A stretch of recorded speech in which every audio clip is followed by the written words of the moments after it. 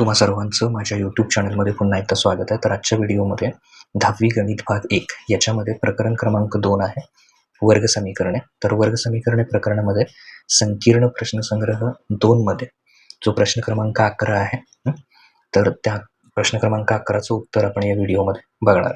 तर प्रश्न काय आहे, मुकुंदजवळ सागरपेक्षा 50 रुपये अधिक आहेत, म्हणजे 50 रुपये जास्त आहेत मुकुंदजवळ सागरपेक्षा.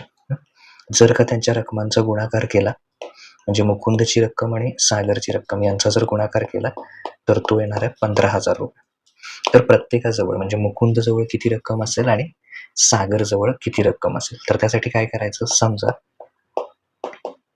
पेक्षा हा शब्द कुणाला जोडलेला आहे, सागरला, तर त्याचा रक्कम, त्याच्याकडची रक्कम काय म्हणूया, एक्स.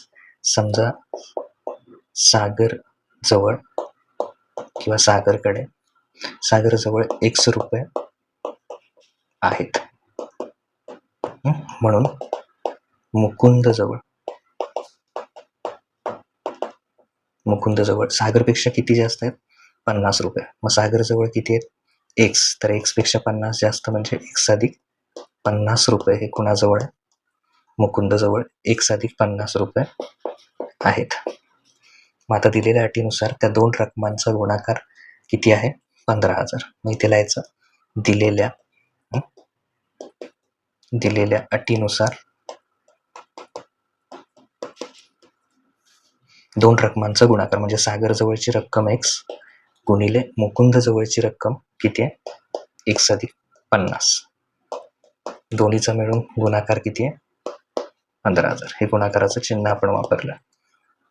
तर आता कंसाचा गुणाकार करायचा, तर एक्स गुणिले एक्स काय होणार, एक्स वर्ग, एक्स गुणिले 50 मध्ये अधिक चिन्ह आहे, अधिक 50 एक्स आणि इकडचे 15,000. हे इथे अधिक आहेत, तर ह्या बाजूला येऊन काय होतील, ते वजा 15,000 बरोबर 0. आता अवयव पद्धतीनं हे आपण सोडूया. इथे काही नाही, म्हणजे सहगुणक 1 घ्यायचा, 1 गुणिले 15,000 चिन्हासहित काय, वजा 15,000, म्हणजे किती येणार, ते वजा 15,000. त्याचे अवयव पाडायचे, कुठल्याही संख्येला 1 ने गुणलं तर तेच येणार, 15,000. ओके. आता मधली संख्या किती आहे, तर मधली संख्या आहे अधिक 50.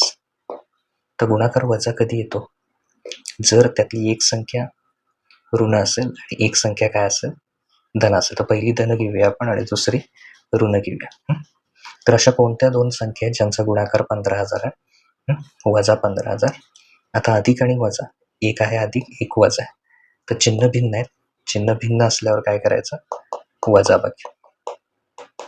अशा दोन संख्या शोधायच्या ज्यांचा गुणाकार 15,000 आहे आणि ज्यांची वजाबाकी केली तर 50 येणार आहे. समजा मी असं घेतलं, 150 आणि 100. जर का तुम्ही या दोघांचा गुणाकार केला तर तो येणार आहे 15,000 आणि एक अधिक आणि एक वजा असल्यामुळे काय होणार, वजा चिन्ह येणार. आणि वजाबाकी केली तर 150 मधून 100 गेले, 50 राहणार, मोठ्या संख्येचं चिन्ह धन. तर हे अशा पद्धतीनं झालं. आता इथे एक्स वर्ग मधलं जे पद आहे त्याचे दोन भाग करायचे. पहिला भाग किती लिहायचा, अधिक 150, त्याला एक्स जोडायचा, आणि दुसरा भाग घ्यायचा वजा 100 एक्स वजा 15,000 बरोबर 0. कारण 150 मधून 100 गेले, 50 राहणार, म्हणजे तेच आहे, फक्त त्याची फोड केली आपण ह्या अवयव पद्धतीत. आता 2-2चे गट करायचे, 2-2चे गट करून इथे एक्स वर्ग आहे, इथं सुद्धा एक्स आहे. तर दोघांमधनं काय केलं आपण, समजा एक्स सामायिक घेतला, तर इथे 2 आहेत, त्यातला एक सामायिक घेतला तर एक शिल्लक राहणार, म्हणजे 1 आला. 150 मधून जर एक सामायिक घेतले तर हे किती राहणार, 150. ओके. फक्त एक्स त्याच्यातला काय केलं, सामायिक घेतला, हा एक्स काढून घेतला, राहिलं कोण, 150 वजा 100. समजा मी 100 सामायिक घेतल्या, वजा 100, तर मग कोण राहिलं, फक्त एक्स राहिलं. आता बाहेरचं चिन्ह काय आहे, काय सामायिक घेतलंय मी, वजा 100. जर बाहेर वजा घेतला तर हे वजा आणि हे वजा, तर वजा वजा काय होणार, अधिक. आणि 15,000 मधून किती सामायिक घेतलेत आपण, 100. सामायिक म्हणजे काय करायचं, त्याला भागायचं. ओके. तर याला जर भागलं तर 2 शून्याला 2 शून्य गेल्या, म्हणजे किती राहणार, फक्त 150 बरोबर 0. आणि जर का दोन्हीकडे अशा समान संख्या आल्या 150 150, तर मग त्याच्यातून x अधिक 150 दोन्हीकडे जर तेच कंस आले तर ते सामायिक घ्यायचे आणि मग दुसऱ्या कंसामध्ये राहिलेल्या संख्या x वजा 100 बरोबर 0. मग आता दोन कंसांचा जर गुणाकार पहिला कंस आणि दुसरा कंस 0 असेल तर एकतर पहिला कंस 0 असेल म्हणजे x अधिक 150 बरोबर 0 किंवा दुसरा कंस 0 असेल.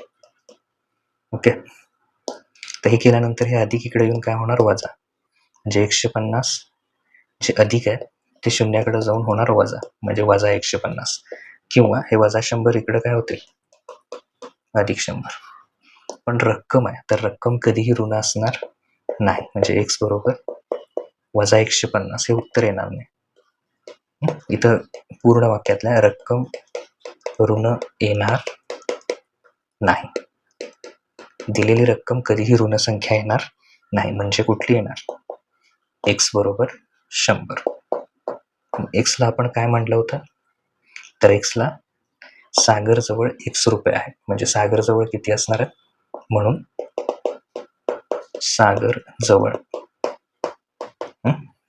x म्हणजेच किती असणार 100 रुपये आहेत व मुकुंद जवळ त्याच्यापेक्षा 50 रुपये जास्त आहेत, म्हणजे 100 अधिक 50 तुम्ही डायरेक्ट लिहू शकता 150 रुपये आहेत. आणि जर का दोन्हीचा गुणाकार केला तर तो नक्कीच किती येणार आहे 15,000. ओके, ह्या दोन्हींचा जर गुणाकार केला तर म्हणजे तुम्ही क्रॉस चेक पण करू शकता. अशा प्रकारे शेवटचं उत्तर लिहायचं आणि ह्या सगळ्या स्टेप्स त्याच्यामध्ये व्यवस्थित लिहायच्या. ओके.